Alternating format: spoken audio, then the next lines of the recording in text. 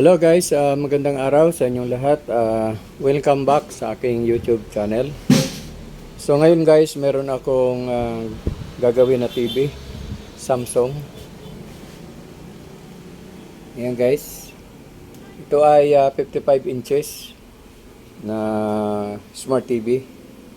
So, check natin ngayon kung ano yung problema nito. Okay? So, pa-plug in natin. Yun, lumabas lang yung display saglit, kasa matay na. Ulitin natin guys.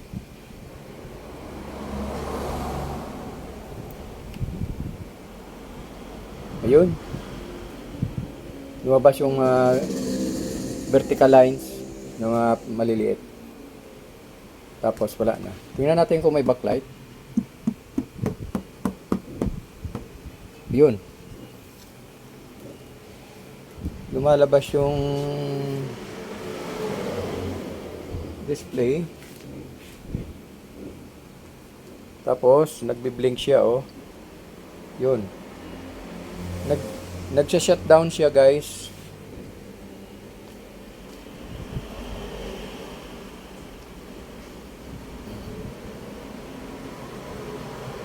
Yun. Okay, so ang problema nito, may kinalaman ang panel. So, check natin yung panel nito. Okay, so check muna natin yung model. Okay, so ito guys yung model, UA55NU8000G. Okay, so Smart TV. Okay.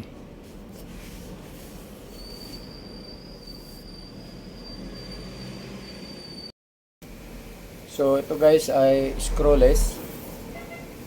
So medyo maingat lang tayo sa pagbubukas nito kasi breakable ang pinaka cover nito.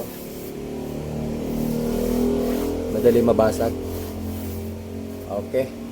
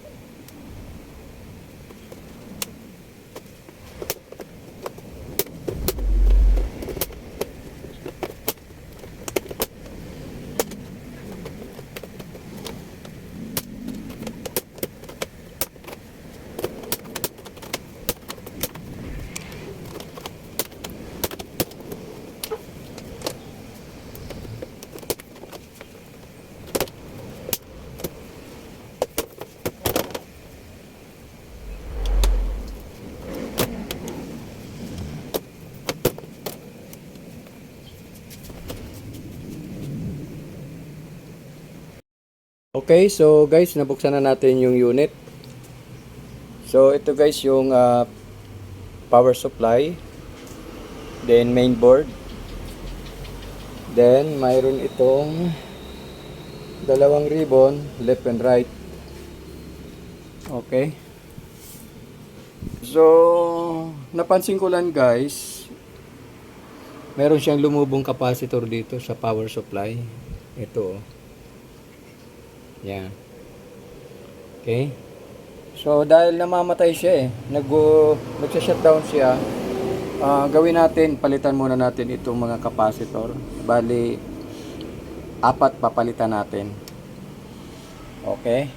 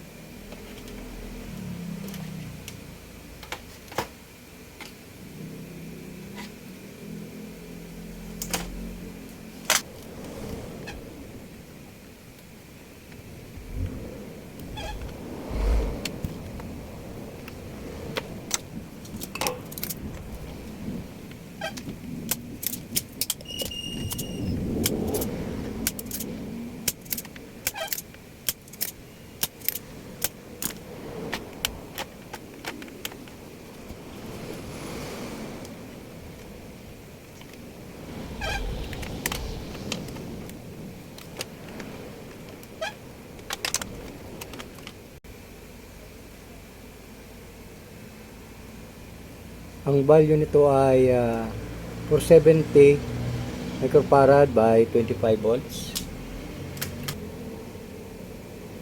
So, pare-parehas guys sa 470 by 25 volts.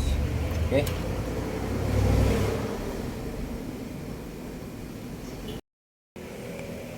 Okay, so guys, napalitan na natin yung apat na capacitor.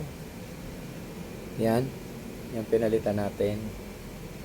So, ngayon, i-check natin ngayon kung okay na yung kanyang power. Okay? So, pa-plugin natin. Okay? Nagsa-shutdown pa rin. Napalitan na natin yung apat na capacitor. Nagsa-shutdown pa rin yung kanyang backlight. So, gagawin natin ngayon guys, i-disconnect natin yung supply papunta sa motherboard or mainboard. Okay?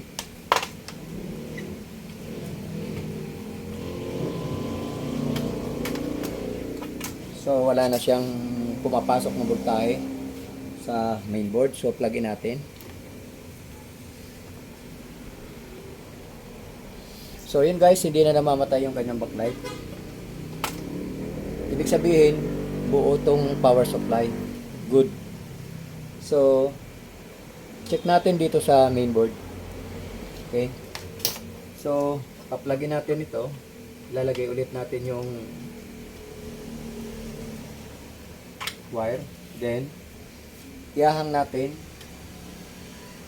itong dalawang ribbon. Yan. Okay. So, pa-plugin natin. Okay.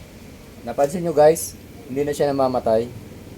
Nung tinanggal natin yung ribbon na dalawa, yung papunta sa left saka sa right ng panel, hindi na siya namamatay. So, ibig sabihin, buo yung power supply, buo rin yung mainboard.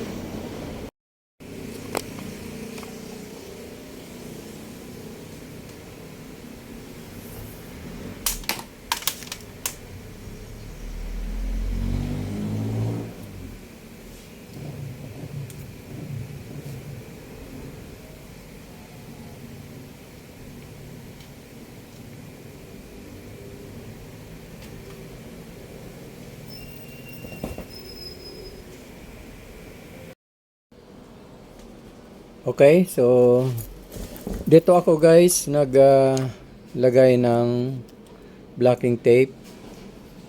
So yan, 15 pins yan na blend ako. Ayan. Yan guys ay papunta dito sa kabila. Then pumunta yan sa dulo. Okay, so i-try na natin guys at tingnan natin kung lalabas na yung display. Ayan. Okay. So ayan, 15 pins ang tinakpan natin dito. Ayan. Okay, so plug in natin.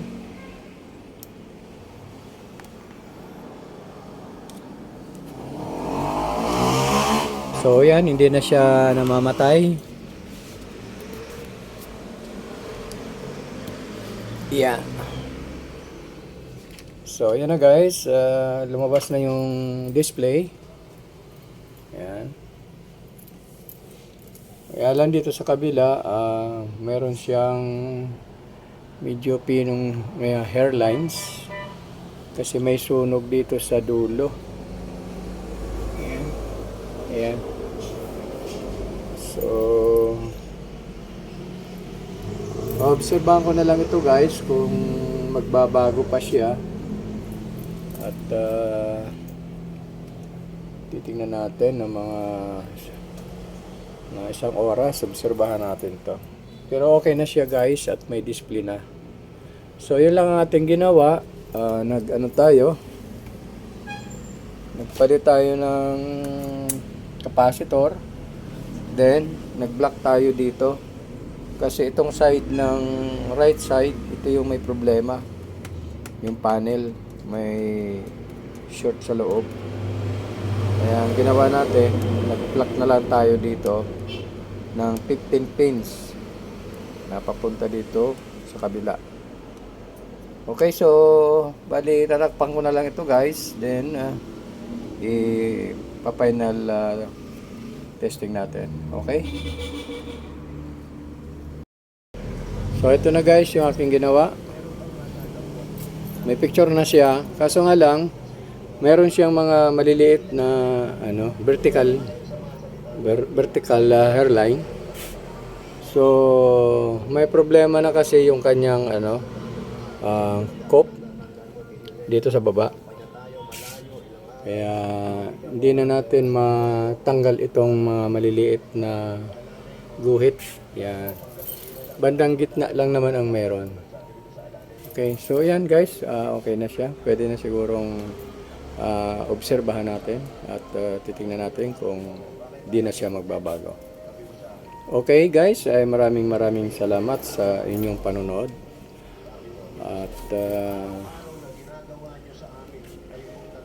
At kung nagustuhan mo itong video, paki-like and share. Then, subscribe to my channel. And paki-hit ng notification bell para updated ka sa mga susunod ko pang video. Okay guys, thank you and God bless. Bye-bye.